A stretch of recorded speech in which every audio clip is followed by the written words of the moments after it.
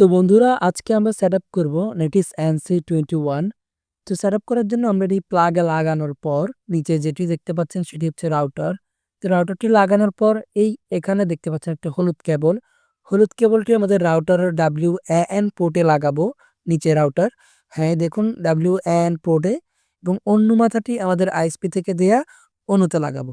লাগানোর পর এটি সেটআপ করার জন্য আমরা সরাসরি চলে যাব আমাদের মোবাইল স্ক্রিনে। তো মোবাইল স্ক্রিনে চলে আসলাম।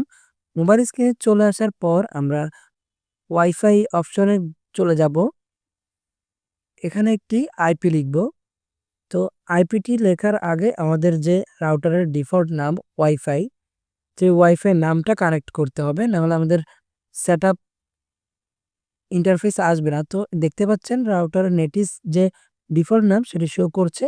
সেটি কানেক্ট করার পর আমরা গুগল ক্রমে চলে যাব। এখানে সার্চ করব 192.168.1.1। আপনারা এটা দিয়ে সেটআপ করবেন।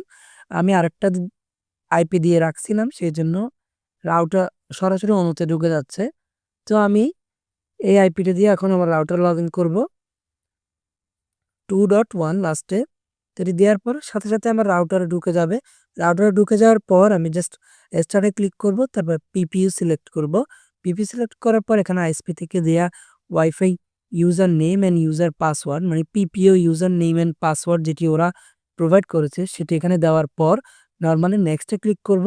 তারপর ওয়াইফাই নাম আর পাসওয়ার্ড দিতে বলবে। তো ওয়াইফাই নাম আর পাসওয়ার্ড দিতে বলবে, এখানে ডিফল্টটা শো করবে। আমরা এটা কেটে দিব। কেটে দেওয়ার পর আমাদের ইচ্ছা মতো একটি ওয়াইফাই নাম দিয়ে দেবো এখানে। ধরুন আমি দিব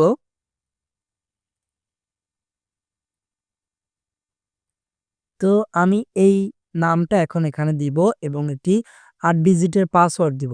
8 ডিজিটের পাসওয়ার্ডের নিচে কোনো পাসওয়ার্ড নিবে না, 8 ডিজিটের উপরে নিবে। তো আমি 8 ডিজিটের একটি পাসওয়ার্ড এখন এখানে দিয়ে দিব। এখানে দেওয়ার পর এগ্রিতে ক্লিক করব, তারপর সেভে ক্লিক করব। সেভে ক্লিক দেওয়ার পর উপর থেকে আমার ওয়াইফাই যে রেঞ্জটা দেখতে পাচ্ছেন আইকন, সেই আইকনটি ডিসকানেক্ট হয়ে যাবে। ডিসকানেক্ট হয়ে গেলে মনে করবেন আমার সেটআপ কমপ্লিট। তো সেটআপ কমপ্লিট হওয়ার পর আমি আবার ওয়াইফাই অপশানে চলে গেলাম।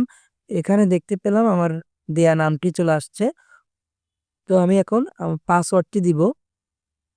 পাসওয়ার্ডটি দেওয়ার পর দেখুন আমার ওয়াইফাই কানেক্ট হয়ে গিয়েছে। আমরা এখন আমাদের ফোন থেকে দেখব ওয়াইফাই আমাদের ইন্টারনেট অ্যাক্সেস হচ্ছে কিনা।